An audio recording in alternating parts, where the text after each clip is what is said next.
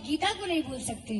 राम कथा उस पृथ्वी तल को विदीर्ण करके उगने वाली उस विशाल वट वृक्ष के समान है, जो कि संपूर्ण विश्व को अनेक सदियों से आश्रय देता हुआ आज तक सुसज्जित और प्रतिष्ठित है। इस आद्य संस्कृति के प्राण रक्षक है कौशल्या नंदन, दशरथ नंदन, राघवेंद्र श्रीराम। श्रीराम कथा का आदि तो है पर अंत नहीं है। अंत तो तब होगा जब कोई इस धराधाम पर राम का नाम लेवाना हो। राम कथा दंत कथा नहीं है, बल्कि यह एक संत कथा है, क्योंकि महाकवि जयदेव ने अपने प्रसन्न राघव नाटक में श्री राम के प्रति यह स्पष्ट लिखा है, और ये ब्रह्मा का भी उद्घोष है कि आवत स्थाशन्ति गिरिय सरितश्च महीतले रामायण कथा लोकेषु प्रचरिष्यति।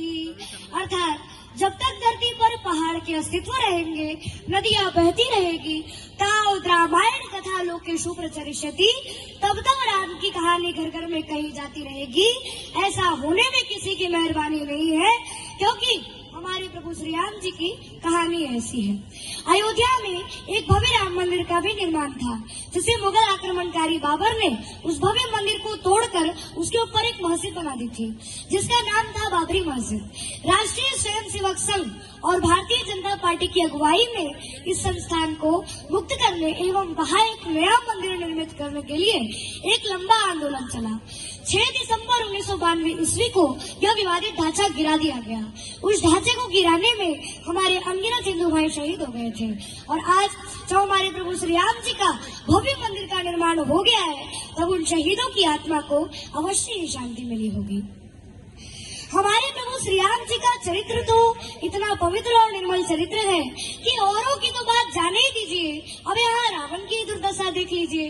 रावण गया कुंभकर्ण के पास, तो कुंभकर्ण ने पूछा कि क्या बात है लंकापति, बड़े उदास दिखाई दे रहे हो, तुम चिंतित आज दशानन क्यों?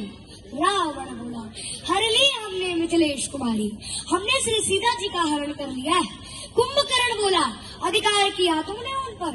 रावण बोला, लगती ही नहीं वो और हमारी, वो मेरी ओर देखती तक नहीं है, वो मेरी ओर ताकती तक नहीं है। तो कुंभकर्ण ने कहा कि जब महात्मा बनकर तुमने उन्हें हरण कर लिया, तो राम बनकर ही उन पर अधिकार पालो। नकली तो बनना है, तो तुम राम ही क्यों नहीं बन जाते? तो रावण बोला कि बड़ी कठिनाई है, इसमें है हमको भैरव मारी, और जब राघव रूप लगा बनने, तब मातु समान लगी सब नारी। रामचंद्र की जय। मेरे मन से वासना ही चली गई, ऐसा बाबर की बर्बरता का तो होना अंत जरूरी था, इसीलिए तो इस सप्ताह में होना संत जरूरी था। मंदिर गिरना मंदिर बनना, मंदिर गिरना मंदिर बनना, ये सब प्रभु राम की इच्छा थी। कलयुग में मर्यादित रहना सबसे बड़ी परीक्षा थी। मर्यादा में रह करके ही मंदिर को बनवाए गए।